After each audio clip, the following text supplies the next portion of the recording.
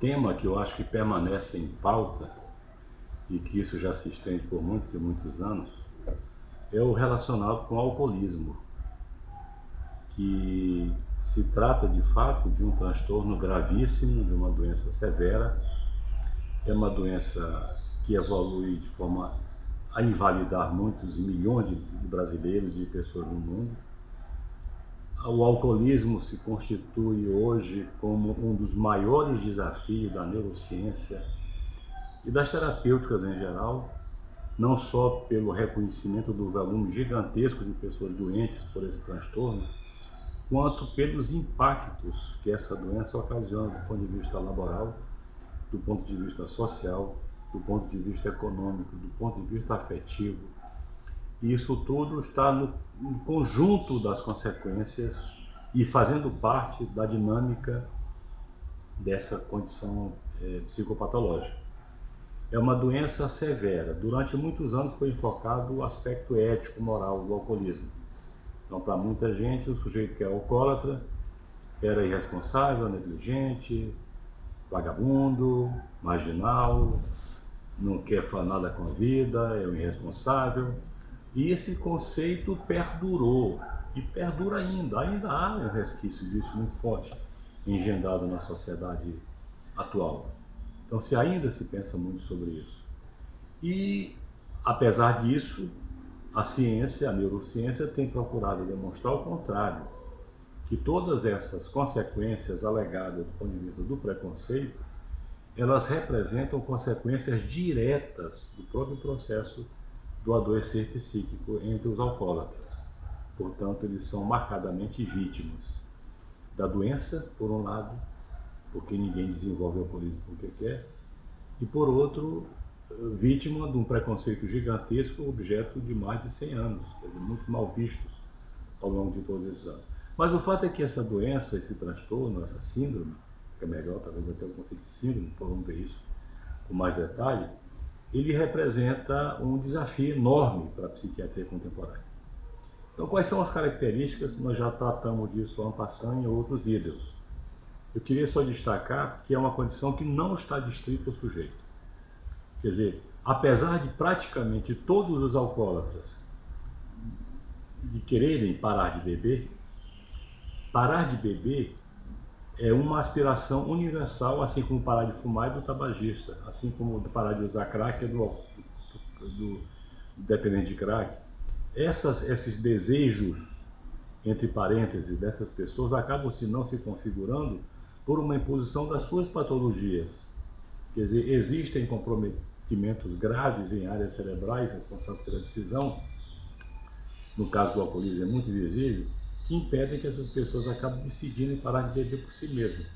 Em geral, respondem bem a tratamentos médicos e psicossociais e de reabilitação recomendados às vezes em enfermos. Tomar uma decisão alcoólica, parar de beber sozinho, pode até acontecer, porque nesse universo ninguém pode dizer que não acontece. Mas é raro e é muito difícil. Isso acontece, mas não é frequentemente. Preciso que haja um apoio nesse sentido. Então, esse vídeo hoje aqui, eu vou fazer algumas ponderações com relação a essa doença e dar um enfoque sobre o tratamento propriamente dito do alcoolismo. Então, a primeira condição, que é uma imposição de um processo, ninguém começa a beber hoje e fica alcoólatra amanhã, né? Quer dizer, é preciso que você persista no consumo de álcool. Algumas condições ligadas a essa doença vão se instalando nesse processo de beber, entre os quais a tolerância, que nós já vimos que é um fenômeno biológico em que o sujeito tende a ir buscando cada vez doses maiores de álcool para poder compensar os efeitos que doses pequenas fazem isso. Se eu me sinto descontraído, bem tranquilo, sereno, descontraído, etc., como um copo de cerveja, daqui a pouco para me conseguir isso eu tenho que tomar uma caixa de cerveja. Isso é uma tolerância. E é um fenômeno importante aí no consumo e na caracterização clínica da doença. A abstinência como sintoma gravíssimo quando você para de beber, uma série enorme de efeitos. Quando o alcoólatra interrompe seu consumo, ele vai justamente desenvolver tremor, ansiedade, irritação, agressividade, impaciência, não dorme, não se alimenta, não come, não trabalha, não produz. Conjunto enorme de situações provocadas pela interrupção ou pela diminuição da dose ou pela interrupção absoluta do consumo de álcool. é outro sintoma importante. Um outro dado importante, só para fazer esse resumo, é a retomada da dependência quando você interrompe. Tem gente que passa 10, 15, 20, 30 anos sem beber. Quando volta a beber, algum tempo depois, e em geral esse tempo é muito curto, muito reduzido, você volta a beber como fazia há 30, 20, 30, 40 anos atrás.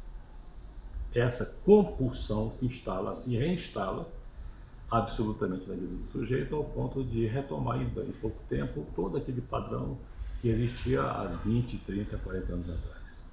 Então, esses padrões todos, eles acontecem de forma muito harmônica entre um e outro, não é uma coisa isolada. O resultado final disso é a manutenção da doença.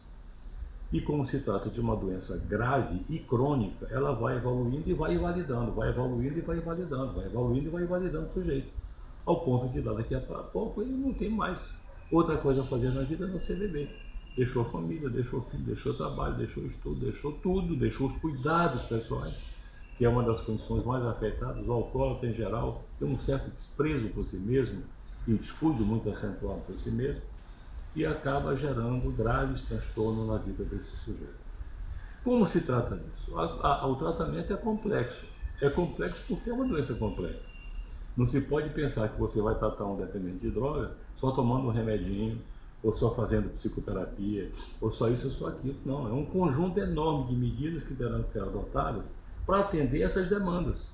Como é uma doença sistêmica, é a vida do sujeito que está enfermo, não é uma região única do fígado, do pulmão, do rim, do cérebro, ou da personalidade que esteja afetada, ela vai ter que ser, vamos ter que adotar um conjunto enorme de situações que possam corrigir, desfazer aquilo que no transcurso da doença foi afetado, foi disfuncional.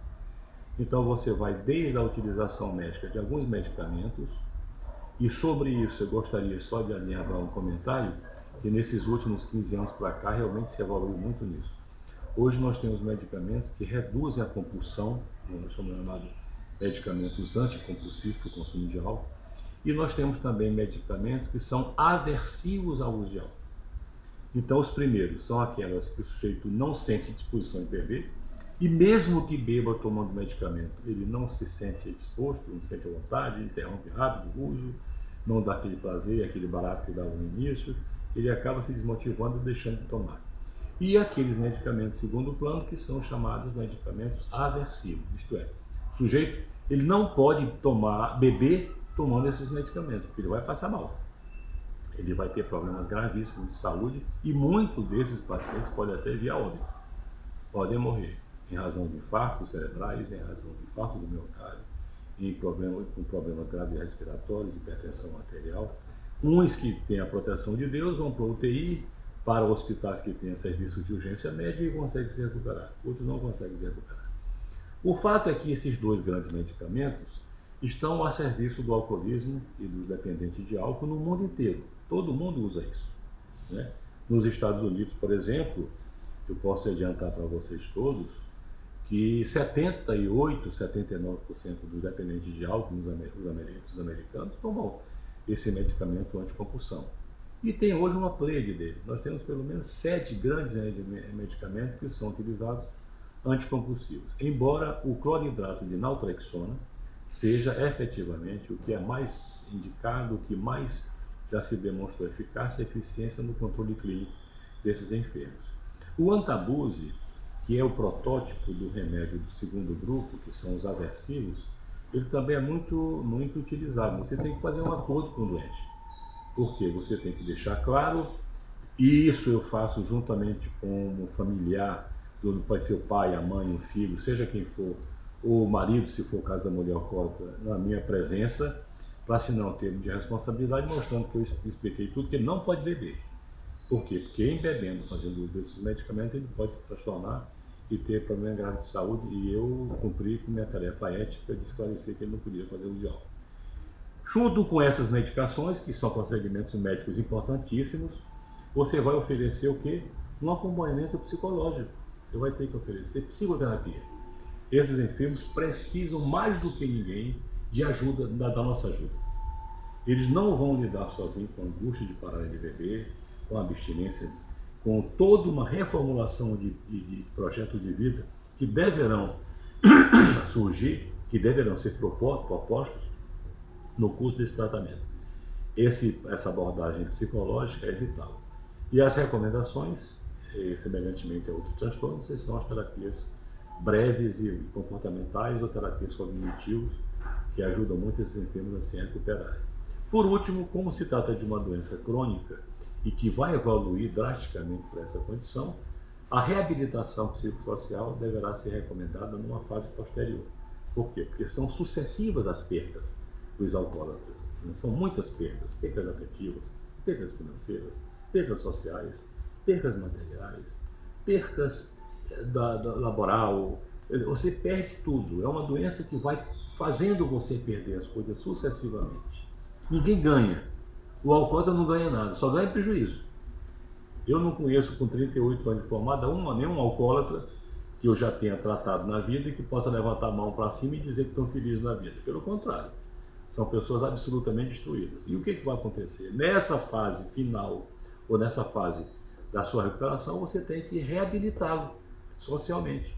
São as terapias ou terapêuticas reabilitadoras.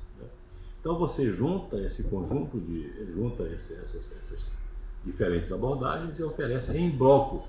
Não adianta, tu vai fazer um tratamento médico, vai tomar só remédio. Depois, daqui a pouco eu vou fazer psicoterapia. Daqui a pouco, não. Você tem que planejar.